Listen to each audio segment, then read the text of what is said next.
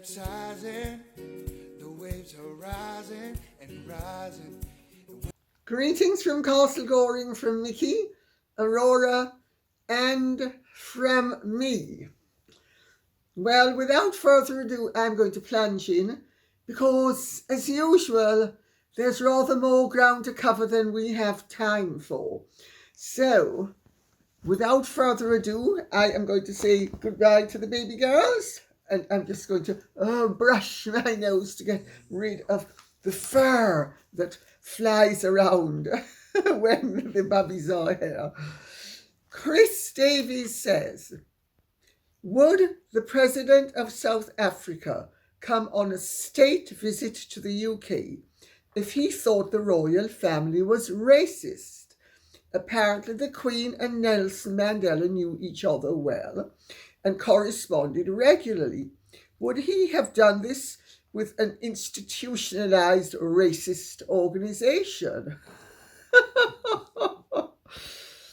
Chris Davis is one of many people who have alighted upon the obvious reality, which clearly Meghan and Harry have not alighted upon and has completely eluded them. The invitation for the state visit was issued by the late Queen to President Cyril Ramaphosa, who I have been speaking to South African friends of mine and South African friends of mine.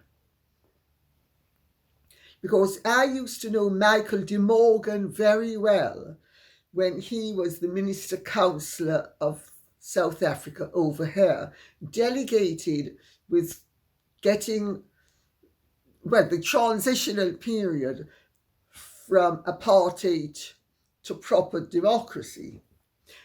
And in my own little way, I used to help Michael. I'm sure some of the older South Africans will know who I mean, because he was a very famous South African, sadly no longer with us. They tell me Cyril Ramaphosa is a very sound, solid man. Unfortunately, what has happened since Nelson Mandela's death, and if we recall, a certain President Zuma took over, who was an absolutely corrupt and disastrous president. And Ramaphosa is evidently a sound and solid man surrounded by a whole load of sharks. Nevertheless, South Africa is aiming to be on a path of total inclusiveness and total democracy with an absolute rapprochement. Of course, it's so ludicrous that it's unbelievable. And it shows to what extent Meghan and Harry, especially Harry in this situation, because it's his family and he's the one who should have some loyalty to his family and should have some knowledge of his family and of the fact that his grandmother spent most of her life trying to improve the conditions of Black people all over the Commonwealth, because most Commonwealth countries are not white. I mean, goodness, you just want to grab those two idiots and shake some sense into them. There is no way Nelson Mandela would have even had a nickname for the Queen, which I'm afraid I can't pronounce. And he called her Elizabeth, one of the very few people who was allowed to call her Elizabeth. How racist could she have been? How racist can the institution be? Structurally racist. Just ludicrous. Having said that, The state banquet was quite splendid because, putting aside Harry and Meghan, who are the bad boys of the whole scenario, and who tragically would have, had they not gone rogue, would have been a very welcome addition to the banquet, because they all of, with a few notable exceptions, pretty much all of the royals were there. The Gloucesters were there, the Duke of Kent. Queen Camilla looked splendid in her sapphire blue Bruce Oldfield dress. And incidentally, I have to tell you, I think Bruce Oldfield is great. He used to design for Diana as well. He is a Barnardo's boy made very good and is a very nice person. She had on the Belgian sapphires, which the Queen acquired some years ago, and are really gorgeous. But of course, it's Catherine, the new Princess of Wales, who looked absolutely ravishing. Very much a queen in the tradition of Queen Alexandra, who was the consort of Edward VII and was a very beautiful woman and the pinnacle of glamour. Catherine had on the Queen Mary's Lover's Knot tiara,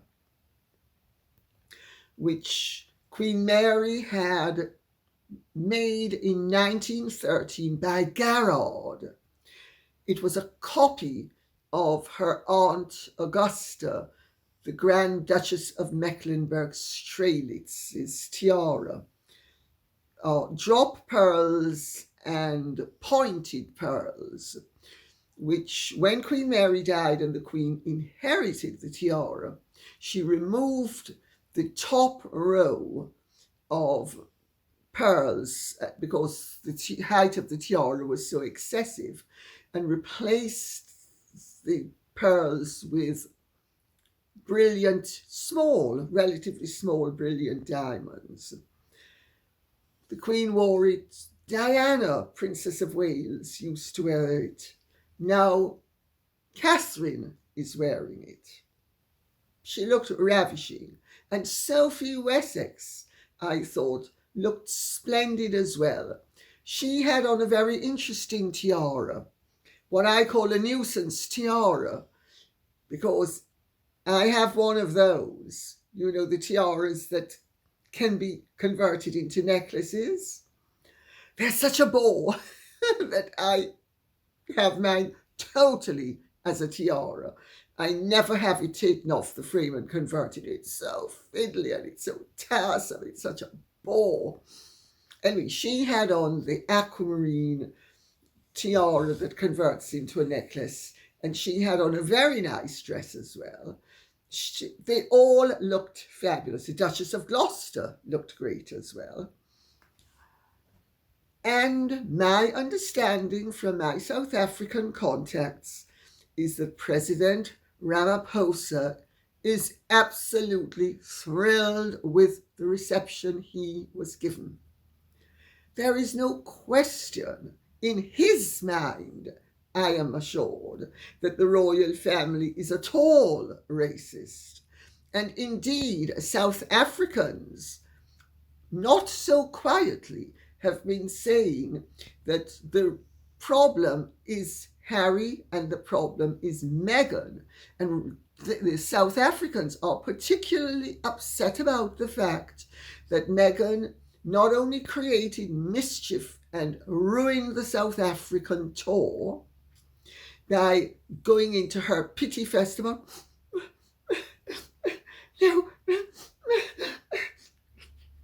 No one's asked me if I'm okay.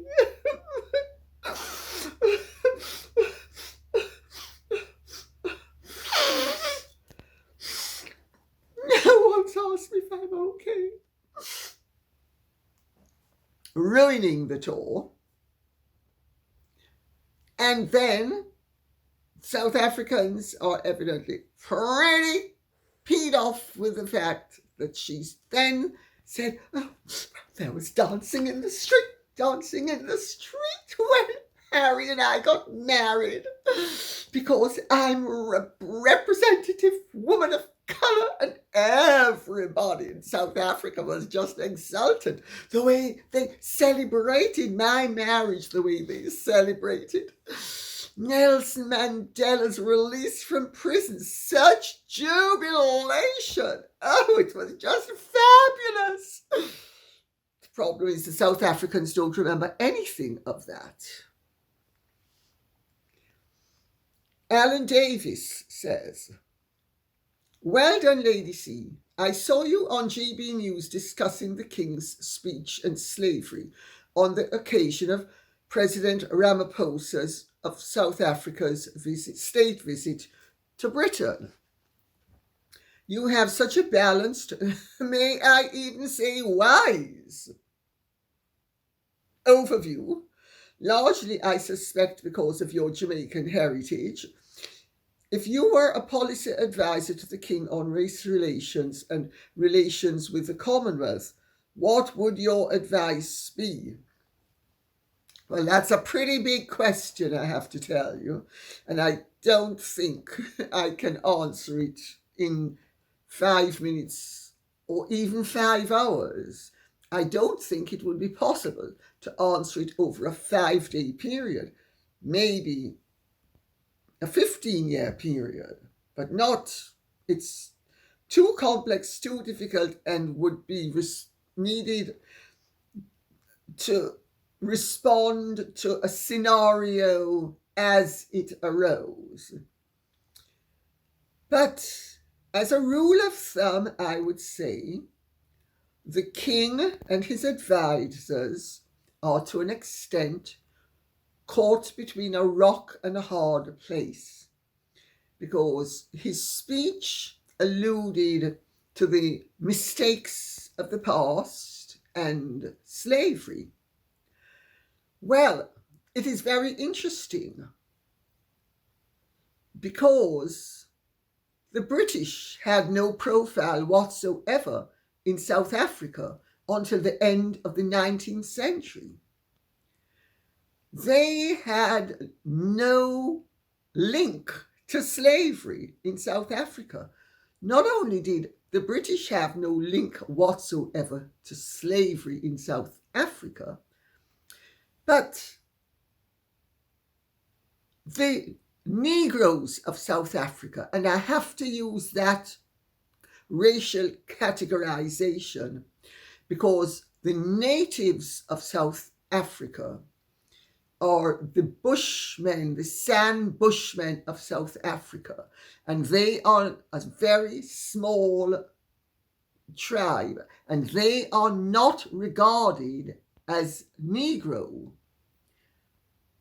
That's very interesting. This was only told to me recently by a South African.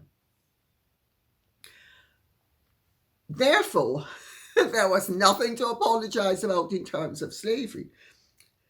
And apartheid did not take place under the British watch. It took place after South Africa became an independent republic.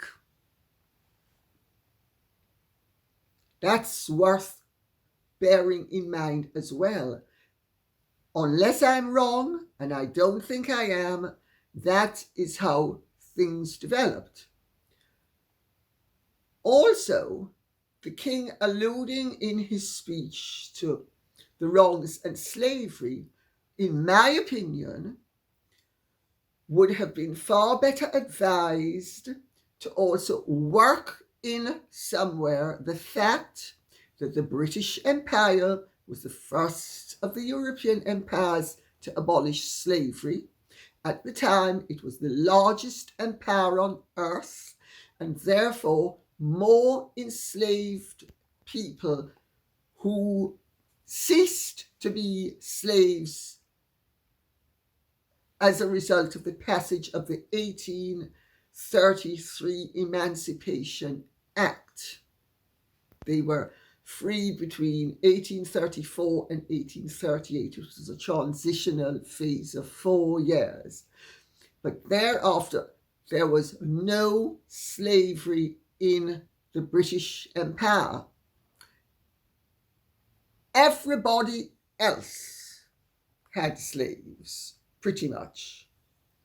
Not totally, but maybe 95% of the world's population, all the countries in the world, had slaves. Not that 95% of the world's population were slaves, but when you are speaking about such emotive issues, however,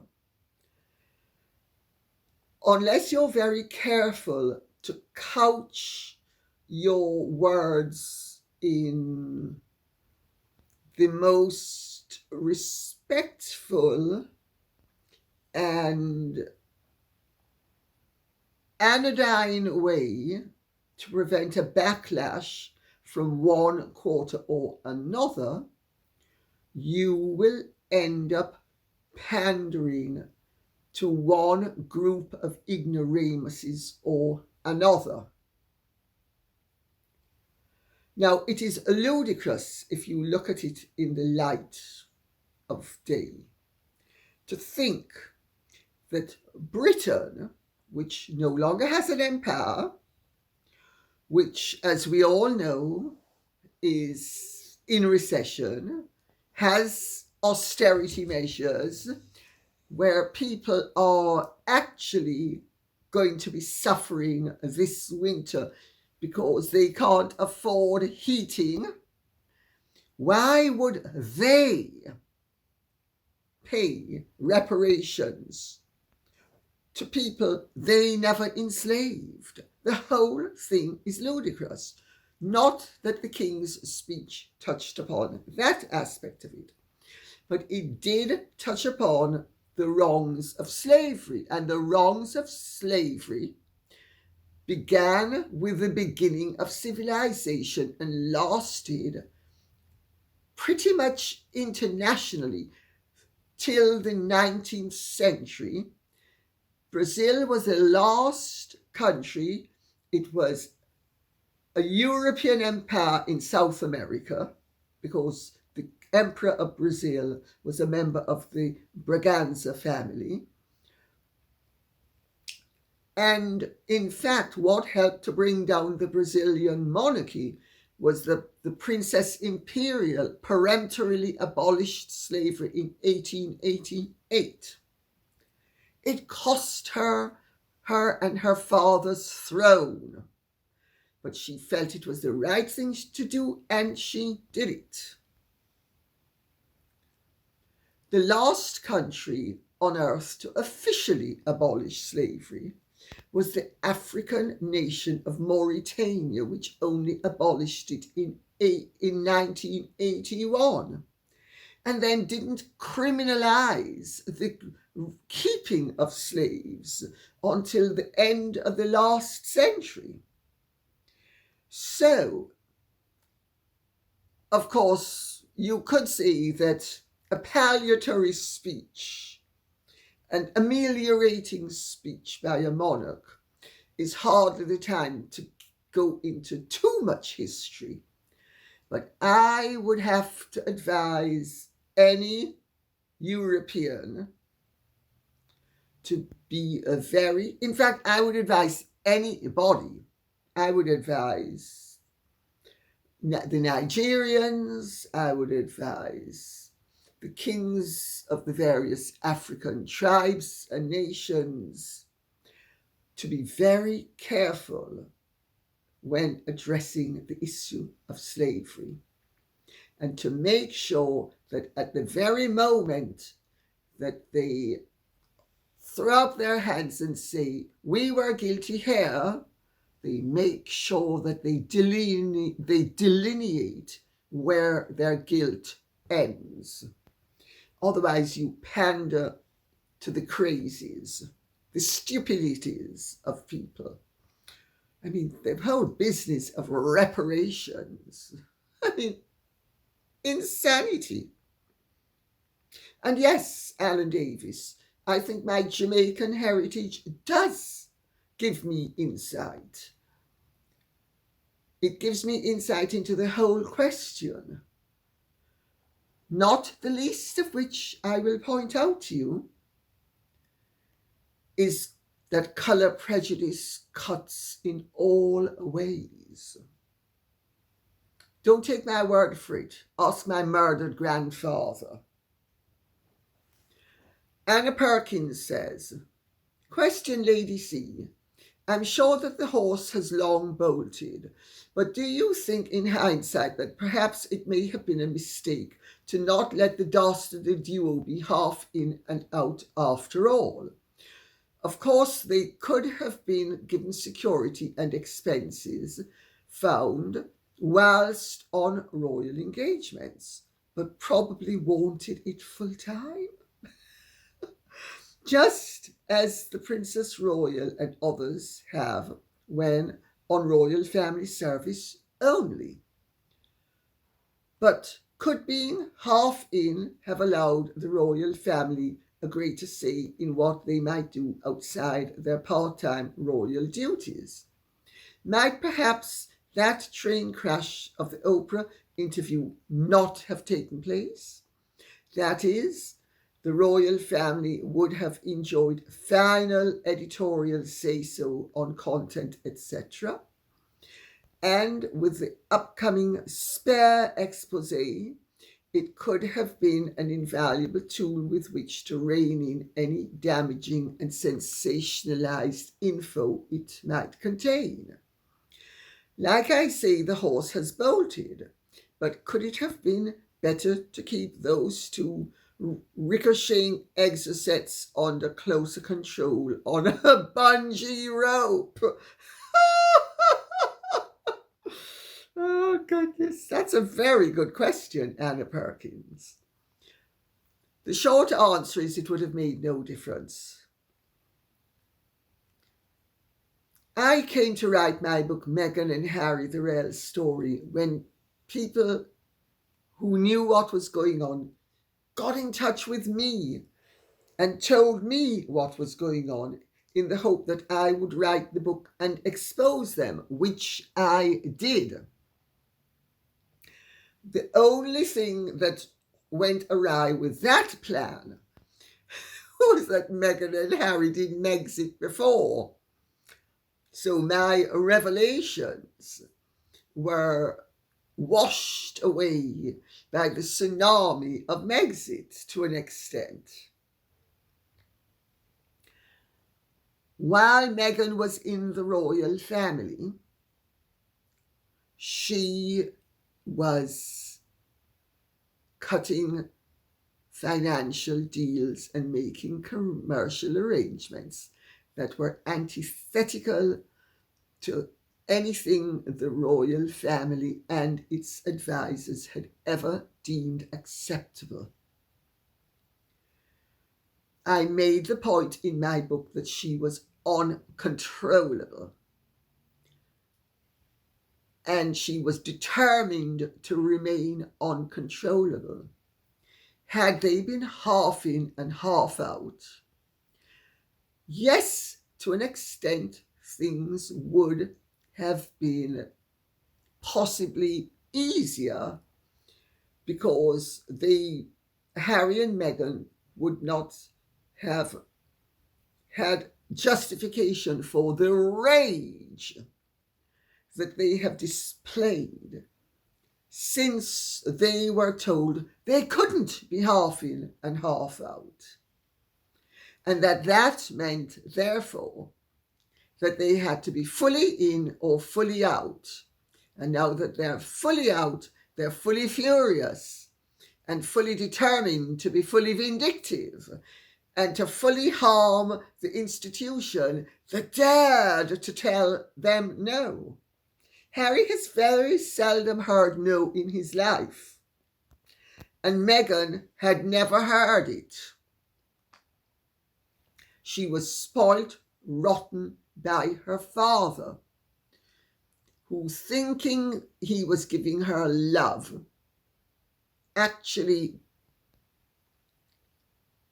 helped to foster the problem that we now all witness on a daily basis. This out of control, stuffing in the mouth greed of I want attention, I want this, I want appropriation, I want adoration, I want. And when she doesn't get it, or you dare to tell her no, the rage is the rage of the spoilt child that she has remained all her life. That would have been avoided had they been half in, half out, but only partially, because every time the palace vetoed one of their schemes, that would have fed their resentment, and that would have resulted in them doubtless breaking the rules. And then the royal family and its advisors would have had the problem of people thinking that Harry and Meghan were acting with their complicity. This way we know Harry and Meghan are not acting with the complicity of the royal family. I think when all things are over, said and done with, Meghan is a seriously disturbing personality that intended from the word go to get them back to California so she could feather her nest, in my opinion, doubtless with an eye not only to the main chance, but to a possible divorce settlement down the line. And this was never going to change. The problem is Meghan, not putting Harry aside, and Harry has been complicit in things, and Harry bears responsibility for some of the mess and the malarkey that has taken place. But putting all of that aside, character is destiny, as Heraclitus said, and Meghan's character is that of an immature, greedy, self-obsessed, attention-seeking, fame-hungry, empty vessel that needs to be constantly filled with attention, approbation, approval, and money. Had she had a different character, had she been the person that she presented herself as being to the family and to the British public, she would have made a howling success of her opportunity as the first avowed woman of colour in the actual royal family. She would have been a howling success worldwide. She would now be one of the most revered, if not the most, one of the most revered people, if not the most revered person on earth. She missed the opportunity to not only do good, but to satisfy her lust for admiration, adoration, attention, respect, because that way there was no money, and she needed money. Don't give the milk away free. As she said, she can't believe she's not being paid for duties that she was executing while she was actually being paid to do them. but because raw cash wasn't exchanging hands, and she was clearly used to raw cash, that didn't constitute payment. The £2.6 million that the royal family spent on clothes for the duration that she did her 72 engagements in, constituting more expenditure than the collective expenditure of every single other royal queen, princess, duchess, grand duchess on earth, all put together. That wasn't sufficient payment. I hope that gives you some insight into the reality of what the palace and the royal family were dealing with, and why really the only sensible thing to do was what the Queen did. Say, no, you're not half in and half out. You're either totally in or totally out, because that way there would have been endless opportunities for mischief that would have devolved upon the heads of the royal family themselves. Dance Indicted says, if Harry does attend the Ripple of Hope Awards event, I wish those in New York City would stand outside of the event wearing blown up photos of Harry in his Nazi uniform. I have to say that you were spot on in calling Caroline Kennedy a person of good character. She went to high school at a private school in the town I grew up in, and she was seen out having fun with her school friends, and there was never any acting out or getting preferential treatment. I saw her on many occasions as I was friends with the girl whose father was a teacher at the school, and they lived on the grounds. Yes, several people have made the point, and I made it in my last video, that a part of the ongoing problem at present is that the Ripple of Hope Awards is being run by Kerry Kennedy, who is a second chair Kennedy, while Caroline Kennedy is a first chair Kennedy.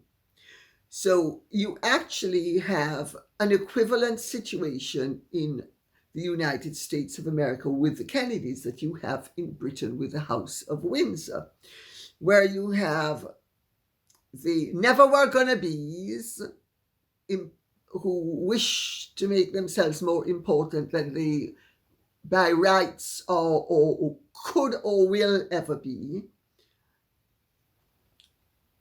creating havoc and creating controversy to get themselves noticed so that they will hopefully snatch the prize of being number one away from the number ones, from the first tier people.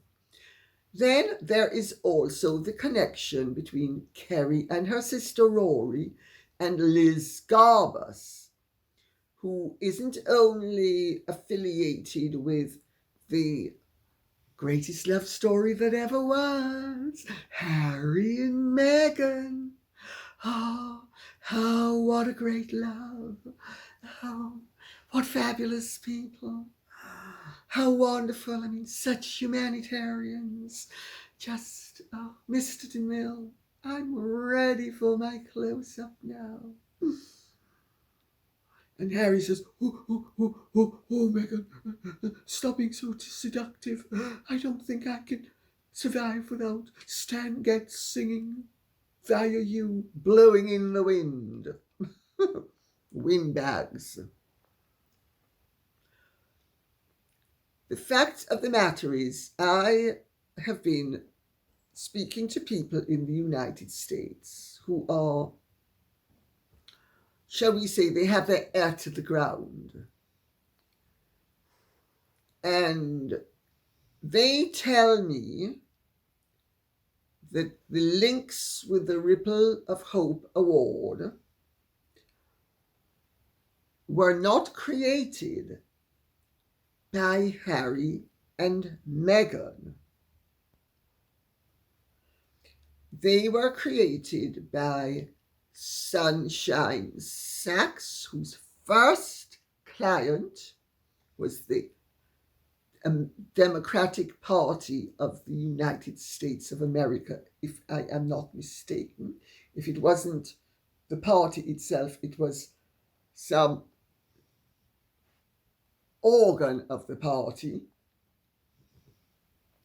That was Ken Sunshine's first big client. Liz Garbus is connected with Netflix. It's all very incestuous. Liz Garbus's partner is Rory Kennedy. It was a perfectly natural fit. And notice the timing of all of this. These awards are going to take place in December as Meghan's male alter ego, the study in plastic known as Amid Scabies, has pointed out. Their love story, the documentary, we're far greater lovers than Abelard and Eloise, Liz and Dick, Bonnie and Clyde, Romeo and Juliet. We're studies in love. Now you do exactly as I tell you. Oh, sorry, my mask slipped. But he was annoying me. And gotta keep your men in their place. What are heels for? To put on heads. A good woman knows how to control her man. Tap the finger to the right side of the shoulder blade. That means he's got to move 2.6 degrees to the left. Tap it a little bit to the other side. That means he's got to move to the right. Gotta control your men like your animals. And if they don't behave, there've got to be consequences. I mean, not to the extent, of course, that you're going to break the legs of the dog. But certainly, you've got to train the dog to sit absolutely still when you're on television so it looks like a statue. Everybody needs to know its place. And its place is under my heels. Yes, my heel needs to be on everybody's head. Figuratively, not literally, of course. And then, come January, is the launch of the book, The Spare. So, do you see? It's a very well thought out PR campaign. Very strategic. And as I have pointed out time and again, Meghan is notorious for being an ace strategist. None of this is accidental. All of this is highly nepotic. It's quite interesting that for two people who believe in compassion, equity, the environment, one private plane journey at a time, equity, well, 16 bathrooms at a time. Oh. With all of that, they never forget that they are to be in the driving seat and that they are to be rewarded with your and my and everybody else's money. And if they can't get their hands shoved deep into our pockets. They're going to force their attentions upon us, which is another way of earning money for them. The downside of that is they also earn money for everybody else. So that is the accidental side effect that they, I'm sure, wish didn't exist, but it does. Carol Scott says, I recently saw some interesting statistics out of the US that hate crimes are up significantly in that country. The interesting statistic is that hate crimes against white people are up significantly. So it's not just black people who suffer from hate crimes, but also white people, Asians, the LGBTQ community, Jewish people. So for Kerry Kennedy to state that the Ripple of Hope Award is being awarded to H&M for standing up to racism in the royal family is just fueling more hate towards white people. Racism and hate is not just a Caucasian crime, but can be committed by all races. What a shame that people can't or won't understand that. Well, you know, the problem with influence without responsibility is that you don't suffer the consequences of your actions as effectively as if you have responsibility with consequences. Harry and Meghan and Kerry Kennedy and people like that abuse their positions of privilege. They talk empty talk to gain attention and possibly financial rewards for themselves. And they don't care that they are creating divisions within society. They are getting their reward. Their reward is attention and influence and approbation, which they're going to get from elements of the media who support their agendas. I know all about race hatred. I'm Jamaican. My grandfather was murdered. My brother-in-law was murdered. My first cousin and his stepson were murdered. My second cousin was murdered. One of my first cousins was kidnapped. I can go on and on. That's without even mentioning people like Andy Barton, a friend of mine who, when I was 16, was murdered for defending the honor of his girlfriend when they were on a beach and two men came up to have their evil way with her, which they did. Of course, to them, we weren't human because when they looked in the mirror, they didn't see our face. That's a part of the problem. It is outrageous that people in positions of responsibility can fuel class and colour prejudice, because that's what we're speaking about. Because Meghan and Harry have not only been fueling colour prejudice, but class prejudice as well, with all of this nonsense about equity. How, first of all, equity is a word that is much misused nowadays by ignoramuses. You have equity in a company. You have equality in a society. And their vision of equality is that the Prince and Princess of Wales are schlumps and can travel commercially, but they're too grand to travel commercially. I mean,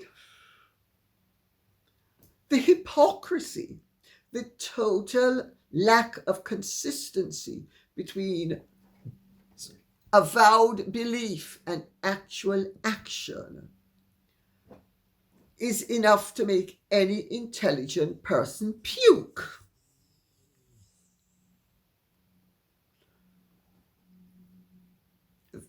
And I will say, let's not forget that Vladimir Ilyich Lenin and Felix Dzerzhinsky were both aristocrats. That's right. And Kerry Kennedy and Prince Harry and now Meghan, having managed to hustle her way and use all her wiles. I'm just so vulnerable. I'm just so, so demure. I'm so innocent.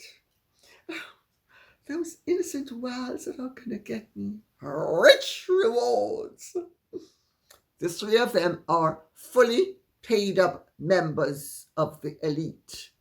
They are not members of the 0.01%. They're members of the 0.00001%.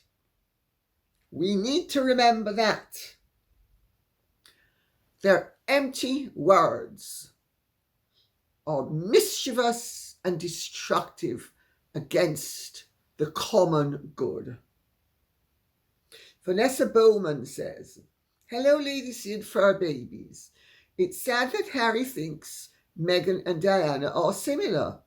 I can't see it, but then I don't know what Diana was like behind closed doors. It's obvious that Harry has some very confusing and twisted memories of his mother, most probably due to his age at the time of her death. But as we know, recollections are varied. Aha. I would also like to ask, why was Prince Philip not called King Consort, but the females such as Queen Consort Camilla get the title? I look forward to next week. Have a lovely week, Lady C." Well, you underestimate Meghan if you think that she hasn't been able to play the soft and sweet and gentle card. Her father has made the point that when he was speaking to her and Harry was in the room, she was all sweetness and light. And as soon as Harry was out of the room, the voice toughened. She knew what Harry wanted. She'd read books such as my book, The Real Diana, which she evidently has used as a template. I only hope she bought the book and didn't borrow it from a library. She does, like all successful types like her, Meghan does faux sincerity very well on a one-to-one basis. I've been told that by many people. When she wants to be sweet and charming and thoughtful and kind, nobody is sweeter and more charming and more thoughtful and more kind. In fact, people have said she seemed too good to be true. Well, she wasn't. So that was an observation that more than one person has made. But the point is, she can do it very well. She also has other talents, which I do not need to belabor. I think we are all adult and you can use your own imagination. But I have been assured that Meghan is fearsomely and ferociously accomplished in various feminine arts and talents. She's very enthusiastic and full of energy and determined. Absolute determination. You know, persistence winneth the day. And she's evidently very adept at keeping up an act as long as she needs to. The problems usually start when she doesn't need to keep up the act anymore. That's when the mask slips. And the other Meghan, the many other Meghans, pop out and come to the surface. Yeah. Well, she's been accomplished enough to dupe Harry, and she's duped other people as well. I mean, I remember Jonathan Shalit saying, and Jonathan Shalit is one of the top agents in this country. I've known Jonathan for many years, and he's really bright and shrewd. And he said, oh, she was very bright and on the ball. Well, I wonder what he'd say now. I don't think I'm going to bother to ask him, but hopefully he will have by now come to a different conclusion. People often do where she's concerned.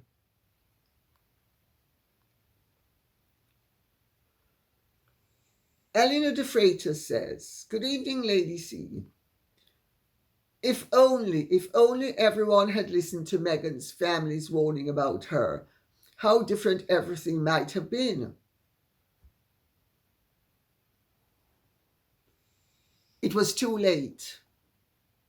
By the time the family swung into action and warned everybody, after they had been iced and ghosted and demeaned and diminished and embarrassed publicly in front of the whole world. I mean, who does that to their family? Well, we know who does it. Meghan, the Duchess of Sussex. But I don't know anybody else who does, thank God. I mean, I've known some pretty dreadful people in my time, and even they, not one person that I can think of, would have publicly behaved the way Meghan did. Most of them had enough dignity and enough breeding and enough sense to at least mask their hand. Not Meghan. Mrs. Palmer says, to keep on pushing the racism, how do they think the people of the UK will react to them at the King's coronation? More boos. Will they have to hide them again? Well observed. Well observed. Let's see what happens. Because the next 2 months, the next 3 months are going to be absolutely crucial. And nobody has a right to attend a coronation, as the Duke of Windsor found out. Alexandra Fingleton says, if they believe in the structural racism of the royal family, why are they using their titles? Well, Alexandra Fingleton, you've missed the point, you lovely girl. They are using their titles because they are liberators. They are liberating the world from the awful racist royal family. They are going to teach those monsters one lesson at a time. To be compassionate, to be kind, to be loving, by icing all of the family and exposing sins they haven't even committed and throwing down gauntlets that damage everybody in the family, even though by their own account they had a grouse against only one member of the family, according to them. Not that they could agree on what the grouse was, which tells me, and I'm sure tells you, there was no actual valid grouse. Well, they're going to liberate the royal family from its racism, or they're going to liberate the British people from the royal family. Unless, of course, they're really lucky. And if Meghan doesn't have one of her scenarios that would play well, I mean, she loves black and she would make a magnificent widow. But she'd make an even better queen, wouldn't she? At least in her mind. I mean, can you imagine, after all? They're only one plane crash away from the throne, aren't they? Just imagine if such a wonderful event should happen. Oh, fingers crossed, fingers crossed. Odious, no? Distasteful. And I'm not saying that they would orchestrate the plane crash. I'm not even saying that they would actually not be distressed at the plane crash. But what I am saying is, if that comment has any veracity whatsoever, they would both be exultant, in much the same way it has to be said that Queen Elizabeth, the Queen Mother, who was born on the same day as Meghan, was exultant when David was shoved off the throne. And he used to say, had there been no Elizabeth, there would have been no abdication. I say that for what it's worth. And incidentally, I admired the Queen Mother's ruthless exactitude and royal dedication to the full extent it was capable of admiring it, while knowing what she was, as the Duke of Windsor said, exceedingly ambitious. So I'm not making any accusations against Meghan or Harry, but I'm simply making the observation that Geronimo, here we come, king and queen.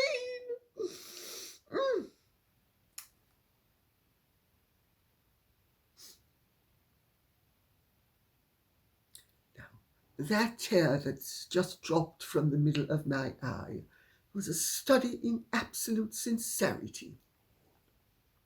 And we will end on a slightly lighter note. Angela Leggett says, "Dear Lady Campbell, I thoroughly enjoy your gutsy programs, especially when there are so many woke fools surrounding us. But I would really appreciate an answer to my question. The royals are very anti-Catholic, as they would never have a Catholic in the royal family. Could you call this a form of racism?" Angela Leggett, it was not a form of racism. It was the reality of what allowed them, because they had no really good right to the throne. The Protestants who ended up succeeding to the throne were way down the line of succession.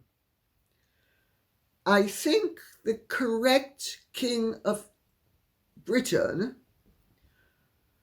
is the Duke in Bavaria, going off strict lineage, but the dukes in Bavaria were Catholic. In 1688, the Glorious Revolution took place, and James II, who was the rightful king, his wife, Queen Mary, who was a princess of Modena in Italy, and his son, James, Prince of Wales, were made to go into exile at the court of his cousin, King Louis XIV of France.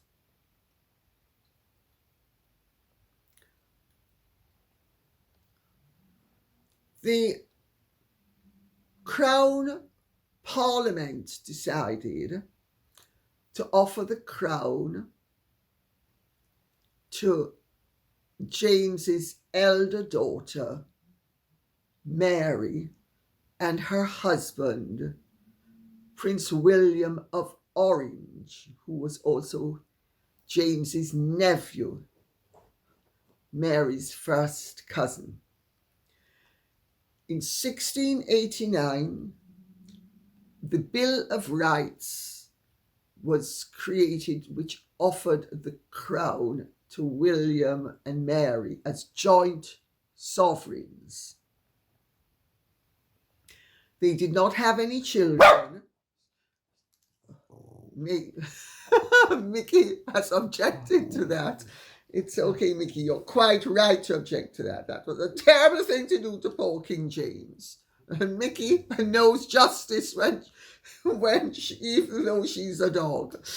Anyway, they were offered the crown and they accepted it. They were childless, and Mary died, then William died, and her sister Anne became queen. She, I think, had something like 14 or 16 or 18, some ridiculous number of stillbirths and miscarriages. She had one son, the Duke of Gloucester, who died at the age of 11, at which point the Act of Settlement of 1701 was passed, and both these acts hinged upon the monarch being Church of England. They had to be Church of England. They could not be Catholic. Had Britain had a problem, well, let me rephrase that. Britain had a problem with Catholicism. They did not want a Catholic monarch. They did not want a monarch who would disestablish the Church of England, which was an apostolic member of the faith, of the Catholic faith, incidentally.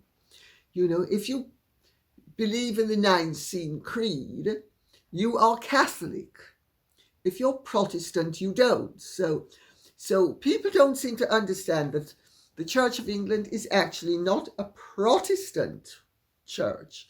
It is a Catholic church that does not acknowledge the supremacy of the Pope.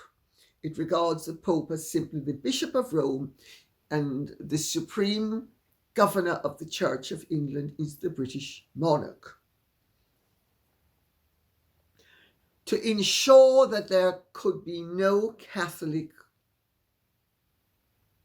king or queen, they forbade a king or queen from being Catholic or marrying a Catholic. I mean, James II lost his throne because he was Catholic, and people could bear that as long as he was alive and didn't have a son. They were fine to have him as king. When Mary of Modena produced a male heir who was going to trump his two elder daughters, Mary, the Princess of Orange, and Anne, who was at the time married to Prince George of Denmark, who would both, they expected, produce Protestant sons or daughters to succeed to the throne. They got rid of the Catholic monarch, who now had a male Catholic heir, because Mary of Modena was also Catholic. It was never about race. It was, there are many forms of prejudice. Many. Some people don't like blue cars. Race is not the only form of prejudice. There's religious prejudice. And certainly in the 17th century, religious prejudice counted for a lot more than racial prejudice. I mean, you only need to look at what was happening in Russia. Peter the Great promoted a slave by the name of Hannibal, who was a Chadian slave, made him not only a great general, but a great aristocrat, married him to an aristocrat, and his descendants are the head of the Mountbatten family, the present Marquis of Milford Haven, the Duke of Westminster, the richest aristocrat in Britain, his first cousin, who's going to be, I think he just became the Duke I'm sure he became the Duke of Abercorn. I think that the James Abercorn, I think, died quite recently. So that should give you an idea of the fact that colour prejudice was not the issue, and it was not the hot topic that we seem to think it was in our ignorance. And on that note, I will say thank you very much for listening. I hope this has been of some interest to you. If it has, please like, share, subscribe, press the notification bell, and remember, please keep the questions and comments coming in, as this cannot be done without you. Thank you so much. God bless and goodbye.